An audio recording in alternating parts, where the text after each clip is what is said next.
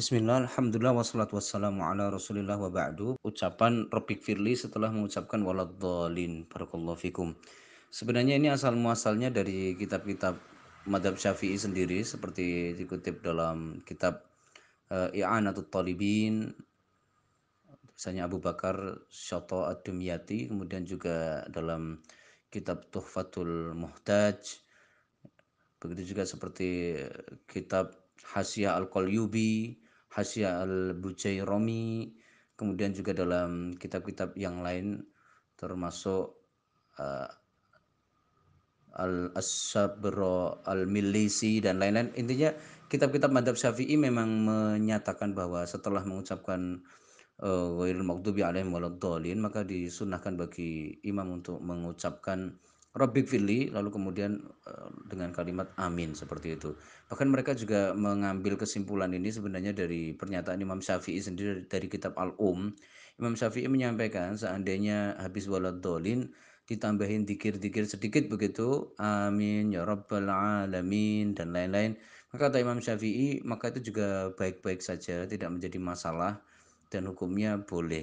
Jadi intinya kalau seandainya mau tahu ini sumbernya dari mana, sumbernya adalah dari pandangan madhab Syafi'i. Bahkan yang sangat unik begitu ya. Jadi Al-Khatib As-Sirbini, beliau penulis eh, Tuhfatul Mughni Muhtaj, Syarah Minhajut Thalibin Imam Nawawi, beliau menyampaikan bahwa ada hadis dalam hal ini begitu, tapi kok sayangnya tidak mendatangkan hadisnya.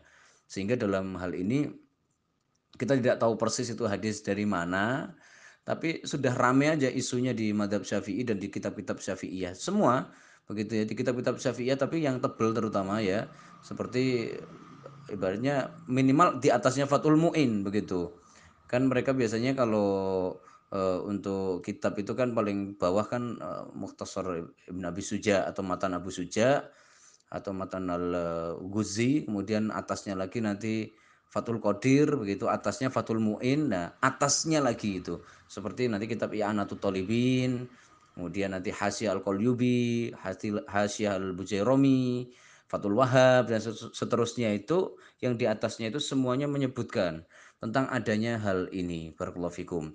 Bagaimana hukumnya secara syar'i?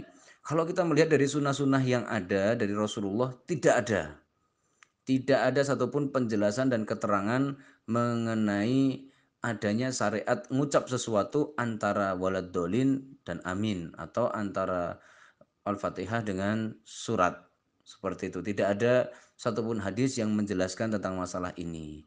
Walaupun tadi disebutkan oleh Khatib Asy-Syirbini ada, cuman diteliti oleh para ulama tidak ada, nggak ada dan tidak ditemukan. Seandainya ada, saya yakin semua ulama juga memperbolehkan tanpa mempersoalkan. Para ulama itu komitmennya pada Quran Sunnah sangat kuat. Mereka itu cintanya pada Quran dan Sunnah sangat kuat. Seandainya boleh, pasti akan diberikan sebuah kesimpulan yang menunjukkan persetujuan begitu. Barakallahu fikum. Nah, kemudian bagaimana hukumnya secara syar'i? Secara syar'i, sholat tidak menjadi batal kalau itu di dalamnya walaupun diselipin banyak hal tapi isinya masih dzikrullah. Ini juga menjadi kesepakatan para ulama bahwa kalau seandainya di dalam sholat kita mengucapkan sebuah kalimat atau banyak kalimat tapi isinya intinya adalah dzikrullah, maka sholat kita tidak batal. Seperti ini kan Rabbik firli kan dzikrullah ya, sehingga tidak batal juga, seperti itu. Begitu juga seandainya di dalamnya itu kita tambahin, misalkan ya, ini bicara batal nggak batal ya, bukan bicara ini boleh apa enggak, bukan. Ini bicara batal atau tidak begitu. Misalkan kita selama sholat itu baca Quran, maka juga tidak batal. Seandainya pas ruku baca Quran, sujud baca, walaupun ada larangan tapi tidak batal karena itu zikrullah. Bahkan kata beberapa ulama madhab syafi'i juga, seandainya dalam sholat itu ya nanti habis membaca wa amma bi ni'mati rabbika fahaddits sadaqallahul azim, tidak batal karena sadaqallahul azim pun itu juga mengandung unsur zikir kepada Allah. Jadi intinya yang membatalkan itu adalah la yasluhu fihi kalamun nas, bagaimana sabda Rasulullah, kalau di dalamnya terdapat omongan murni yang tidak ada unsur zikrullah, maka itu baru dianggap batal sholatnya. Jadi omongan manusia yang tidak ada unsur-unsur zikrullahnya baru membatalkan sholat. Adapun kalau masih dzikrullah seperti Allahumma gfirli, Rabbighfirli, bahkan di situ ditambahkan seandainya mau ditambahkan wali walidayya, walil muslimina, wal mu'minina, wal mu'minat pun masih boleh, tidak membatalkan sholat. Jadi ini kita bicara dari sisi itu. Kemudian yang ketiga mungkin barangkali ini untuk kita saja, bahwa kita sebagai seorang muslim ikuti saja apa kata Nabi Muhammad sebagaimana hadis dari Malik ibn Huwairits, bahwasanya beliau pernah berguru kepada Nabi Muhammad selama beberapa waktu, kemudian beliau diperintahkan untuk pulang, kemudian wasallu kama raaitumuni usolli, sholatlah kamu seperti kamu melihat kami sholat. Dan memang sangat tidak pantas sebenarnya dalam persoalan sholat ini kok ditambah-tambahin semaunya sendiri, seenaknya sendiri, itu sebenarnya tidak pantas. Begitu. Kenapa ini tidak pantas? Dikarenakan sholat ini kan hal yang sudah dijalankan oleh umat Islam turun-temurun. Dan dalil yang menunjukkan sudah sangat banyak. Maka kalau nggak ada ya jangan ditambah-tambahin sendiri. Begitu. Makanya Waliullah Ad-Dahlawi, beliau dalam kitab beliau eh, Ikhtilaf Fuqaha, ya, beliau menyampaikan bahwa beliau itu sangat-sangat sedih melihat umat Islam kok dikit-dikit beda pendapat seperti itu. Kenapa? Karena menurut beliau, bagaimana mungkin kita akan beda pendapat? Orang dalam perkara ini kan jelas gak ada dalilnya, kok ngeyel kenapa kita masukkan seperti itu. Begitu juga dalam kitab mala yajuzu al khilaf bainal muslimin, hal-hal yang tidak boleh diperdebatkan lagi oleh umat Islam, itu salah satunya hal-hal seperti ini. Harusnya kita sudah tidak perlu membahas boleh apa enggak, harusnya kita fokus pada kalimat dari Rasulullah, shollu kama raaitumuni usolli, sholatlah kalian seperti kalian melihat aku sholat. Bagaimana sholatku? Kalau memang antara ghairil maghdubi alaihim waladdallin dengan amin ada bacaan doa Allahumma gfirli atau Rabbi gfirli dan seterusnya, kita ikuti tanpa perlu komentar dan tanpa perlu mempersoalkan. Kalau seandainya di situ kadang Nabi melakukan, kadang Nabi tidak melakukan, ya kita lakukan saja. Kadang iya, kadang enggak. Enak sebenarnya kalau seandainya kita ini manut apa kata Rasulullah, shollu kama raaitumuni usolli. Gitu. Dan ingat, kita harus menjadi kaidah penting juga dalam hadis riwayat Imam Bukhari juga, Nabi Muhammad Shallallahu Alaihi Wasallam, wallahi inni la'alamukum billahi wa atqakum. Aku tuh manusia yang paling tahu siapa Allah. Aku yang paling takut sama Allah, begitu. Beliau kalau sudah sholat, itu sholat paling sempurna yang ada di bumi. Maka sebaiknya kita tidak meniru sholat-sholat yang lain, begitu. Maka dari itulah kadangkala di sini yang menjadi bahan lelucon dan juga guyonan oleh para ulama itu ketika membaca kitab-kitab madhab itu diisi hal-hal yang kadangkala ini nggak ada tuntunannya, tapi karena murni untuk membela sebuah madhab, kadangkala justru dibesar-besarkan, bahkan dianggap itu bagian utama dari sebuah madhab, begitu. Seperti hal-hal seperti ini, seperti itu ya. Makanya kadang itu sampai unik begitu ya.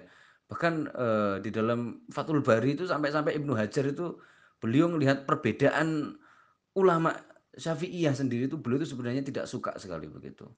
Apalagi kalau sampai membahas sesuatu yang aneh-aneh yang tidak diperlukan oleh umat Islam itu. Lebih-lebih tidak, ya tidak suka. Sebagai contoh ada pembahasan di dalam kitab Fathul Bari itu, beliau mengutip ya di antara contoh ikhtilaf yang tidak berguna gitu ya. Jadi mengenai kalau seandainya ada manusia menyetubuhi binatang, lalu kemudian binatang tersebut hamil, lalu kemudian lahir darinya anak, lalu kemudian anaknya itu bentuknya kayak manusia, lalu gede, kemudian seperti itu, lalu kemudian setelah itu sampai gede, ketika sudah gede umur mungkin 10 tahunan barangkali, dia ikut sholat Idul Adha. Nah habis sholat terus dia disembelih, boleh apa enggak? Kadang-kala sampai ke hal-hal yang seperti itu. Beberapa ulama mengatakan boleh karena hukumnya adalah tergantung ibunya. Ada juga yang enggak boleh karena tergantung bapaknya. Nah, dan ini kan ikhtilaf yang benar-benar tidak berguna. Masalahnya ini kan kaitannya di dalam Al-Quran dan Sunnah tidak ada penjelasan hal seperti ini, dan ini juga tidak mungkin terjadi begitu ya. Sehingga kalau sampai dibahas dalam kitab-kitab fikih ini hanya itu tadi, nyari sensasi saja sebenarnya pembahasannya begitu. Nah, termasuk adanya hal-hal semacam ini. Makanya disinilah penting bagi kita untuk paham sifat sholat Nabi itu, salah satunya kita biar tahu begitu loh, seberapa banyak sih sebenarnya yang perlu diedit dan perlu di marginalkan dari sifat sholat Nabi yang selama ini berjalan di masyarakat begitu. Karena masyarakat ini banyak juga melakukan gerakan-gerakan atau hal-hal yang sebenarnya sangat jauh sekali dari tuntunan begitu. Makanya untuk pembahasan sifat sholat, kata kata Ibnu Taimiyah yang paling bagus dan paling benar itu adalah madhabnya para ahli hadis, Dzahiriyah dan Malikiyah serta Hanabilah. Karena mereka itu jauh lebih tekstual dibandingkan Hanafi maupun Syafi'i begitu. Ya. Jadi madhab dua ini jauh lebih representatif untuk menjelaskan sholatnya Nabi kayak gimana. Sebab kalau sudah masuk Syafi'i dan masuk Hanafi, ini sholat jadi aneh-aneh nanti begitu. Kayak madhab Hanafi memperbolehkan sholat itu pakai bahasa asing, nggak Arab, pakai terjemahan pun juga boleh seperti itu. Baca Al-Fatihah jadi nggak wajib dan lain-lain. Padahal ini hadisnya semuanya jelas begitu. Nah untuk di madhab Syafi'i nanti yang seperti ini nih contohnya menambahi begini begitu boleh nggak? Boleh, nggak ada masalah ditambah-tambahin. Akhirnya sholat versi asli dari Nabi Muhammad itu sampai tidak kita ketahui. Naudzubillah summa naudzubillah. Wallahu a'lam bishawab. Intinya apa yang dibaca oleh imam tersebut itu ada di kitab-kitab Syafi'iyah, ya. Tapi kalau kita bertanya apakah itu dicontohkan Nabi, tidak ada satupun hadis yang mendukung hal tersebut. Sehingga kita hanya bisa bilang sholat mereka tetap sah, tapi menyelisihi sunnah. Barakallahu fikum. Barakallahu fikum. جرحها فينا وذكراه تناغينا ألا أين الميامين